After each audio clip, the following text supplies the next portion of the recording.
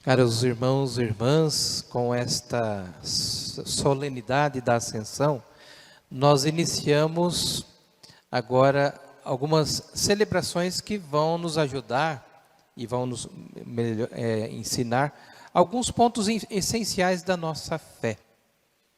Por exemplo, a festa da Assunção, a da Ascensão, aliás, nos fala que Jesus subiu aos céus e está sentado à direita de Deus. É o que nós professamos no creio, não é verdade? Onde que a igreja foi buscar isso? Está na palavra de Deus. Nós ouvimos hoje, carta aos Efésios, capítulo 1, no versículo 20. Ele manifestou a sua força em Cristo, quando ressuscitou dos mortos e o fez sentar-se à sua direita nos céus. Nós encontramos também esta afirmação no Evangelho de São Marcos, capítulo 16, versículos 9. O Senhor Jesus foi elevado ao céu e sentou-se à direita de Deus. Então, nesta solenidade, nós afirmamos essa verdade de fé. Jesus subiu ao céu e está sentado à direita de Deus Pai Todo-Poderoso. Depois, no domingo de Pentecostes, nós iremos celebrar a vinda do Espírito Santo que desce sobre a igreja. Depois, na festa da Santíssima Trindade, Deus Pai, Filho e Espírito Santo. E depois, com o Corpus Christi, o centro da nossa fé, né? A Eucaristia. Então, esse ciclo de celebrações vão nos ajudar a aprofundar mais a nossa fé.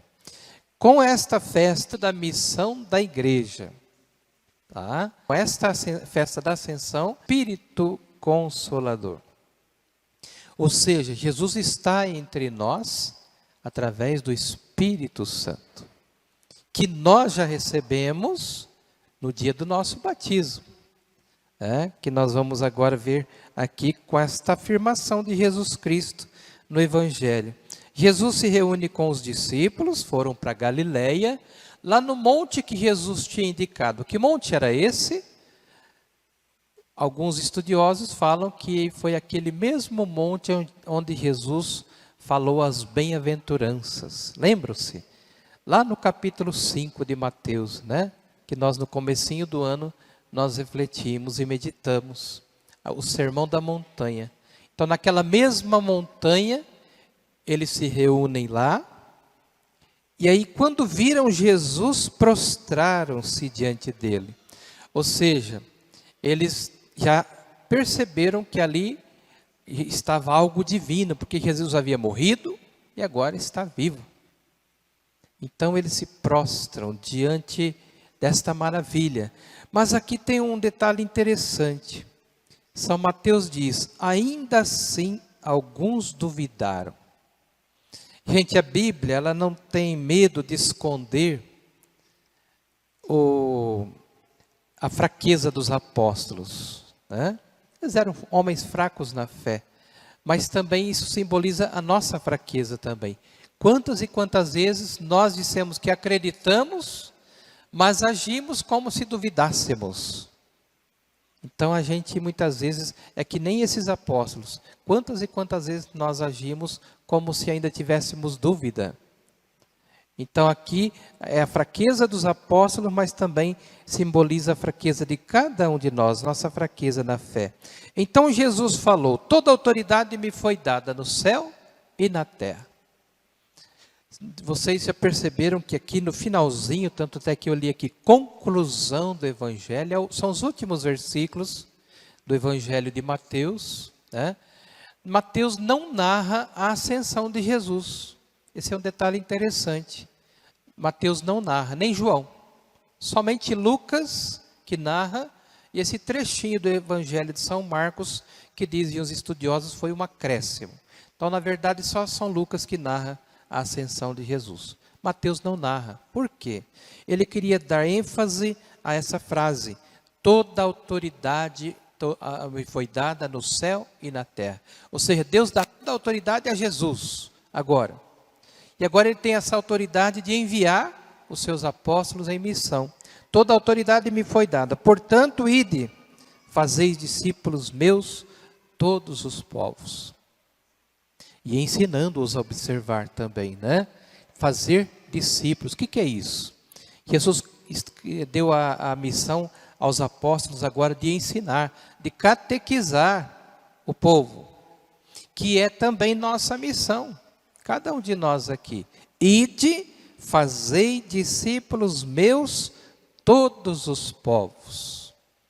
É missão de cada um de nós, fazermos discípulos, através do ensino das coisas de Deus e da igreja. Então é uma catequese permanente. Nós temos muita dificuldade, né, de entender isso. A gente pensa que catequese é só um período só. Por exemplo, a gente coloca a criança na catequese, aí ela faz 2 anos, tira a primeira comunhão, né? Até essa é a palavra, né? Não fala que recebe, tira a primeira comunhão, recebe a primeira comunhão, depois faz mais 2 anos e recebe crisma. Depois, o que acontece depois do crisma? Desaparece da igreja, né? Desaparece. É uma pena essa mentalidade, né? Aí depois vai aparecer só lá quando sentir necessidade. Então isso é terrível. Então nós precisamos entender, catequese é toda vida. A primeira comunhão e o crisma é somente, a gente fala, sacramentos de iniciação, né? É para iniciar e continuar. Portanto, depois do crisma, nós precisamos então catequizar aí todas as crianças, os jovens e adolescentes. Crismou, agora é a hora de continuar a caminhada, né? E o que mais acontece, não só aqui, mas em todas as paróquias, quase todas as dioceses acontece, né? Essa mentalidade. Crismou, desaparece. Desaparece. Ontem mesmo, rezando missa numa comunidade, semana passada teve crisma, crismaram 30. Ontem eu perguntei, cadê os crismados? Tinha 4, 5, né? Cadê os outros? Então isso é terrível, é o que mais acontece, né? Crismou, sumiu. Tanto até que fizeram uma piada sobre isso, né? Não sei se vocês conhecem, uma piada que um padre, ele estava com um problema de pombos na torre da igreja. Os pombos se reuniam e faziam a maior sujeira na torre da igreja. E o padre fez de tudo para espantar os pombos e não conseguia, né? Aí alguém falou para ele, padre, chama o bispo e crisma eles que eles somem tudo. Né? Ou seja, essa piada, ela reflete uma verdade, né? Crismou, desaparece, né? Não, nós não podemos então agir assim. Catequese é toda a vida. Portanto, é a missão. Ide, fazei discípulos meus todos os povos. E Jesus Cristo ainda fala, batizai-os, né? Batizai-os em nome da Santíssima Trindade, em nome do Pai, Filho e Espírito Santo. E todos nós somos batizados. O Filho, que é Jesus, que nós somos santificados. Então, quando nós recebemos o batismo, nós somos recriados, somos salvos e somos santificados. Veja que coisa maravilhosa, gente. É por isso que nós precisamos viver intensamente nosso batismo.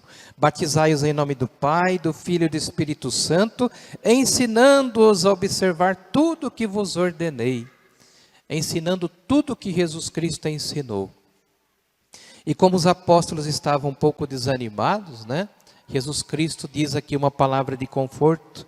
Eis que eu estarei convosco todos os dias, até o fim do mundo. Ou seja, Jesus Cristo não abandona os seus apóstolos, não abandona a sua igreja, Ele está no meio de nós.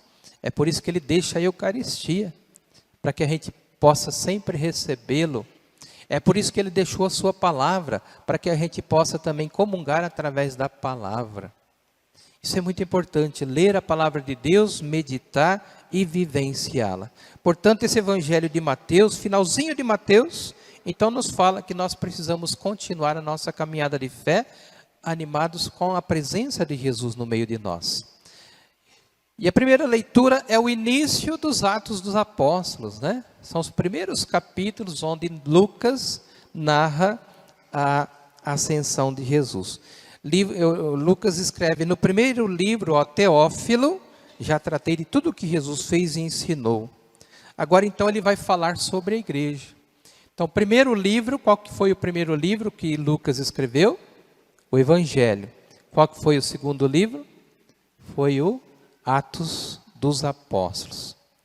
E foi um amigo dele que ajudou, né? Esse tal de Teófilo.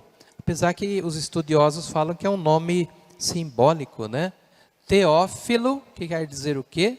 Teo é Deus. Filo, amigo.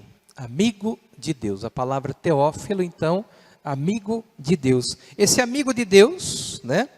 Que de repente até financiou aí São Lucas para escrever esses 2 livros. Então São Lucas fala: meu amigo Teófilo, né? Agora eu vou narrar aqui tudo o que vai acontecer após a ascensão de Jesus. Então ele diz: Jesus se mostrou vivo durante 40 dias, com numerosas provas, para que todos pudessem dar testemunho. E durante uma refeição, ele deu uma ordem: não vos afasteis de Jerusalém, esperai a realização de tudo o que vai acontecer. João batizou com água, vocês serão batizados com o Espírito Santo. Tanto até que veio o Espírito Santo sobre eles. E aí então, depois de dizer isso, ele então subiu, foi levado ao céu. Ele foi levado ao céu à vista deles, uma nuvem o encobriu. Então é a teofania, ou seja, a presença, a manifestação de Deus que leva Jesus ao céu. E os apóstolos então ficaram olhando para o céu. Nisso aparecem 2 homens vestidos de branco, que dizem: homens da Galileia, por que vocês ficam olhando para o céu? Esse mesmo Jesus virá, né? Ele virá do mesmo modo como que o vistes partir. Ou seja, ele virá quando? Na parousia, no juízo final. Jesus Cristo veio uma vez, ele já veio para nos salvar. Agora ele virá uma segunda vez para fazer o juízo final. Quando será? Não sabemos. Enquanto não sabemos, vamos continuar na nossa caminhada, nos preparando para isso, através da oração, através da celebração da Eucaristia, através da nossa participação e vivência da nossa fé. É isso que Cristo quer de nós. Porque fizeram essa pergunta para Jesus, né? É agora que vais restaurar a humanidade? Não cabe a vós saber isso agora, né?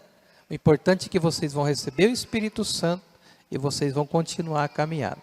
Então, tem coisa que não precisa se perguntar, não precisa nós sabermos. Nós precisamos saber que nós precisamos da força do Espírito Santo. Então é o que as leituras vão nos falar hoje, né? Que nós possamos vivenciar a presença do Espírito Santo no meio de nós, nos fortalecendo. Que nós então estaremos celebrando no próximo domingo, na festa de Pentecostes. Peçamos então ao Senhor, nesse dia, que Jesus que sobe ao céu, está sentado à direita de Deus Pai, que Ele agora continue com a sua presença no meio de nós, nos fortalecendo, nos animando na nossa caminhada de fé.